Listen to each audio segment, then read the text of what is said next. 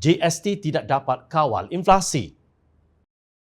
Bank Dunia meramalkan pertumbuhan keluaran dalam negara kasar KDNK Malaysia untuk tahun 2022 ialah 5.5 iaitu satu penurunan unjuran sebelumnya sebanyak 5.8%. Namun ahli ekonomi utama Kumpulan Bank Dunia bagi Malaysia, Dr. Apurva Sanggi menegaskan ekonomi Malaysia mencatatkan prestasi yang baik ketika berdepan dengan cabaran global. Dia berkata perbelanjaan pengguna semakin baik dan penciptaan pekerjaan pulih beransur-ansur.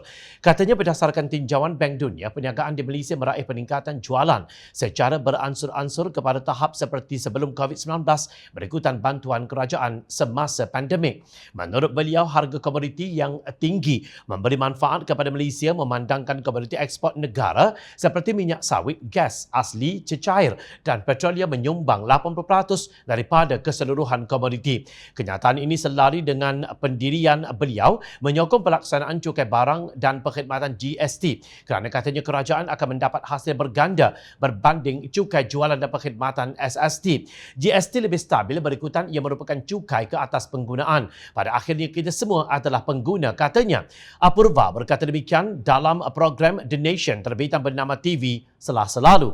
Ekonomi Malaysia belum lagi tumbuh pada kadar 5.5% seperti unjuran Bank Dunia itu. Tetapi rancangan untuk mencukai pengguna menerusi GST sudah mula diatur. Menurut laporan, pertumbuhan ekonomi negara menguncup sebanyak 5.6% pada tahun 2020 ketika Perikatan Nasional berkuasa. Pada suku keempat 2021, KDNK Malaysia meningkat sebanyak 3.6% yang dikatakan sebagai pemulihan ekonomi negara sedang berjalan. Benar, pertumbuhan ekonomi Malaysia di atas kertas lebih baik berbanding tahun 2021 dan tahun 2020. Tetapi pertumbuhan ekonomi yang meningkat ini tidak bermakna apa-apa kepada rakyat jelata. Ini kerana kerajaan sebenarnya cuba mendapatkan peningkatan hasil negara dengan memeras kocek rakyat apabila harga barangan ruji diapungkan. Kita semua maklum apa yang diwawarkan dengan pemulihan ekonomi ini disertai dengan kenaikan harga barang makanan ruji seperti minyak masak, telur dan juga ayam. Adakah mana-mana menteri, khususnya Menteri Pertanian dan Industri Makanan MAFI, Datuk Seri Ronald Kiandi dan Menteri Perdagangan Dalam Negeri dan Hal Ehwal Pengguna, Datuk Seri Alexander Natalinggi, yakin bahawa dengan pemansuhan subsidi bahan-bahan makanan pada 1 Julai nanti, harga tidak akan meningkat dengan mendadak. Ini belum lagi kerajaan melaksanakan GST. Negara mana yang kini mengamalkan sistem percukaian GST tidak dihimpit dengan inflasi yang tinggi.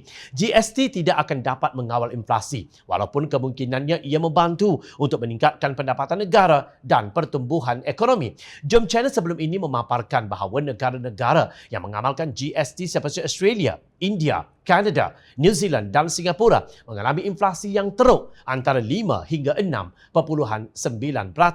Hari ini, jom Channel kongsikan inflasi yang berlaku di negara membangun yang mengamalkan GST seperti Papua New Guinea 6.2%, Nigeria 17.71% dan Sri Lanka 39.1%.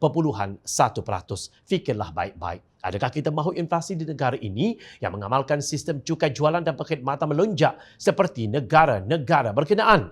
Data-data tersebut ada dalam tradingeconomics.com. Raja-rajalah mencari maklumat yang sahih di hujung jari anda. Justru, siapakah yang akan terkorban dalam usaha kerajaan meraih unjuran pertumbuhan ekonomi yang tinggi dan melengkapkannya dengan GST?